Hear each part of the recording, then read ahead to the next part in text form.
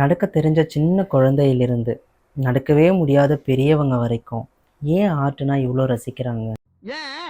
நமக்கு பிடிச்சவங்கள நம்ம கையால் வரைஞ்சு கொடுக்கும்போது அது மூலமாக ஏற்படுற சந்தோஷத்துக்கு எவ்வளோ காஸ்ட்லியான கிஃப்ட் வாங்கி கொடுத்தாலும் ஈடாகாதுங்களாம். நம்ம பார்க்கக்கூடிய பியூட்டிஃபுல்லான ஒரு பிளேஸோ இல்லை ஒரு மெமரியோ அடுத்த நிமிஷமே ஃபோட்டோவாக கையில் கிடைக்கக்கூடிய இந்த டெக்னாலஜி வேர்ல்டில் மணிக்கணக்காக வரையக்கூடிய ஆர்ட்டுக்கு ஏன் இவ்வளோ வேல்யூ இருக்குது? ஹலோ மை டியர்ஸ், எல்லாருக்கும் வணக்கம். இன்றைக்கி நம்ம பார்க்க போகிறது ஏன் ஆர்ட்னா இவ்வளோ பேர் ரசிக்கிறாங்க, அது பண்ணுறதுனால எந்த அளவுக்கு பெனிஃபிட்ஸ் இருக்குது, இதில் எப்படியெல்லாம் ஏர்ன் பண்ணுறாங்கன்றதை தான் இந்த வீடியோவில் நம்ம பார்க்க போகிறோம். ஆரம்பிக்கலாங்களா? Stress level. பொதுவாக ஒரே விஷயத்த நடக்குமா நடக்காதான்னு ஓவராக திங்க் பண்ணுறதுனால நமக்கு ஸ்ட்ரெஸ் லெவல் அதிகமாகுது. ஆனால் ட்ராயிங் பண்ணுறதுனால ஸ்ட்ரெஸ்ஸோட லெவல் குறையிறது மட்டும் இல்லாமல் பாசிட்டிவ் லெவல் அதிகமாகுதுன்னு சொல்கிறாங்க. நம்ம ஒரு விஷயத்தை க்ரியேட்டிவாக பண்ணும்போது அதை ஒருத்தவங்க பாராட்டினாங்கன்னு சொன்னால் நமக்குள்ளே ஒரு பட்டாம்பூச்சி பறக்கும். அதே மாதிரி நம்ம பண்ணுற ஆர்ட் அது ரொம்ப சின்னதாக இருந்தால் கூட நமக்குள்ள எதையோ சாதிச்ச ஒரு சந்தோஷம், அந்த ஒரு ஃபீல் பாசிட்டிவிட்டியை அதிகமாக்குதுன்னு சொல்கிறாங்க. Listening skill. இப்போ இருக்கிற காலகட்டத்தில் ஒரே வேலையை கவனமாக செய்கிறதுங்கிறது ஒரு பெரிய விஷயம். அப்படியே அந்த வேலையை செய்ய ஸ்டார்ட் பண்ணாலும் அதுக்கான டிஸ்ட்ராக்ஷன் இங்கே ஏராளமாக இருக்குது. இது எல்லாமே சமாளித்து ஒரே வேலையில் லிசன் பண்ணுறதுக்கு ஆர்ட் ரொம்பவுமே யூஸ்ஃபுல்லாக இருக்குதுன்னு சொல்கிறாங்க. நம்ம பொதுவாக ட்ராயிங் பண்ணும்போதே நிறைய விஷயத்தை லிசன் பண்ணி தான் ட்ரா பண்ணுவோம். அதில் இருக்கிற சின்ன சின்ன மிஸ்டேக்ஸ் எல்லாம் கரெக்ஷன் பண்ணி கொஞ்சம் கொஞ்சமாக அதை பெட்டர் ஆக்குவோம். அதே மாதிரி இந்த ஒரு விஷயம் ட்ராயிங்கில் மட்டும் இல்லை, பர்சனல் லைஃபுக்குமே ரொம்ப யூஸ்ஃபுல்லாக இருக்குது. கரியர், ஒர்க், பிஸ்னஸ், லவ், ரிலேஷன்ஷிப்ஸை இன்னமும் ஸ்ட்ராங் ஆக்குதுன்னு சொல்கிறாங்க. நம்மளை பிடிச்சவங்களுக்கு நம்ம வரைஞ்சி கொடுக்கும்போது ஏன் அவங்க அவ்வளோ ஹாப்பியாக இருக்காங்க?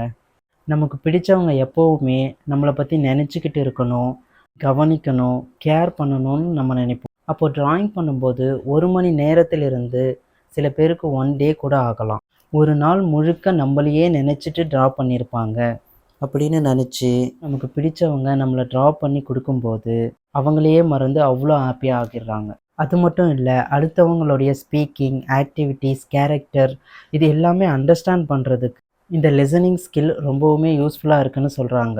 க்ரியேட்டிவிட்டி. ஒரே வேலையை திரும்ப திரும்ப செய்கிறதுனாலையும் எல்லாரும் போகிற மாதிரி நாமளும் போகிறதுனாலையும் நம்முடைய வளர்ச்சி கொஞ்சம் கூட மாற போகிறது இல்லை. அதுவே கொஞ்சம் டிஃப்ரெண்ட்டாக க்ரியேட்டிவாக யோசித்து அந்த வேலையை செய்யும்போது தான் இப்போ இருக்கிற ஸ்டேஜை விட ஒரு ஸ்டெப் மேலே போக முடியும். ஹார்ட்டே ஒரு க்ரியேட்டிவிட்டி தான்.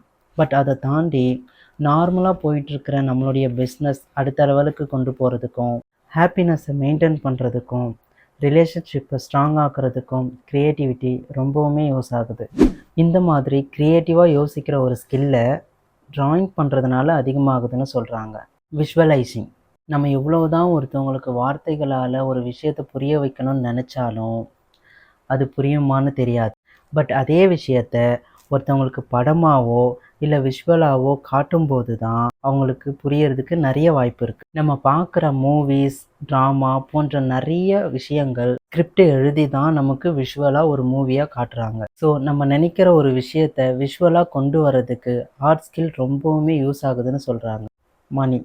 நம்ம எவ்வளவு தான் டேலண்டடாக இருந்தாலும் ஆர்ட் பண்ணுறதுனால இவ்வளோ நல்ல விஷயங்கள் நடந்தாலும் நம்ம நினச்சதை செய்யறதுக்கு மணி ரொம்பவுமே முக்கியம்.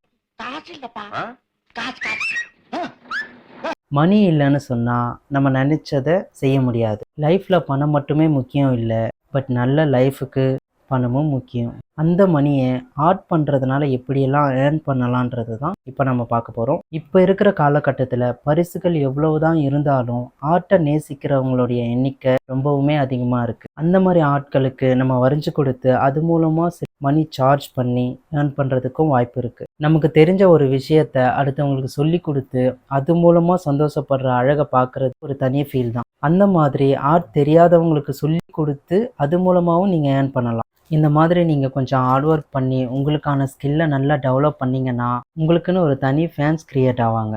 அப்போது நீங்கள் பண்ணுற ஒரு க்ரியேட்டிவான ஆர்ட்டுக்கு 1000லிருந்து லட்சக்கணக்கில் நீங்கள் ப்ரைஸ் வச்சாலும் உங்களை ரசிக்கிற உங்கள் ஃபேன்ஸ் உங்கள் ஹார்ட்டையும் ஈஸியாக வாங்குறதுக்கு வாய்ப்பு இருக்குது. என்னன்னா அது? உன் பெயிண்டிங்க்கு கிடைச்ச பணம் 2 லட்சம். இதையெல்லாம் கடந்து மூவி போன்ற பெரிய பெரிய ப்ராஜெக்டில் ஆர்ட் டைரக்டராக உங்களுக்கு வாய்ப்புகள் கிடைச்சதுன்னா லட்சங்களை கடந்து கோடி கணக்கில் ஏர்ன் பண்ணுறதுக்கும் வாய்ப்பு இருக்குது. என்னடா சொல்ற? என்னால நம்ப முடியலையே. ஓகே, இவ்வளோ நல்ல விஷயங்களை மட்டுமே பார்த்த இந்த ஆர்ட் ஒர்க்குக்கு டிஸ்அட்வான்டேஜஸே இல்லையான்னு கேட்டிங்கன்னா இருக்குது. ஆர்ட்டில் இது வரைக்கும் நம்ம பார்த்த எல்லா நல்ல விஷயங்களும் ஆர்ட் பண்ணுற எல்லாருக்குமே கிடைக்குமான்னு கேட்டிங்கன்னா அதுதான் கிடையாது.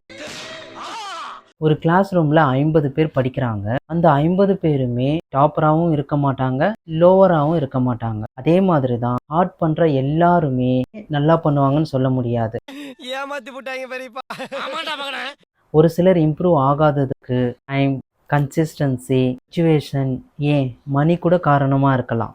இதெல்லாம் சரியாக இருந்தும் ஆர்ட் சொல்லி கொடுக்குற டீச்சர் கைடன்ஸ் சரியாக இல்லைன்னு சொன்னால் அவங்களால நெக்ஸ்ட் லெவலுக்கு போக முடியாது. எந்த ஒரு விஷயத்தையும் பிளான் பண்ணாமல் பண்ணால் இப்படித்தான் பிளான் பண்ணி பண்ணணும். ஸோ ஒரு நல்ல ட்ரைனர்கிட்ட கற்றுக்கிட்டு உங்கள் ஆர்ட் ஸ்கில்லை நல்லா டெவலப் பண்ணிக்கோங்க.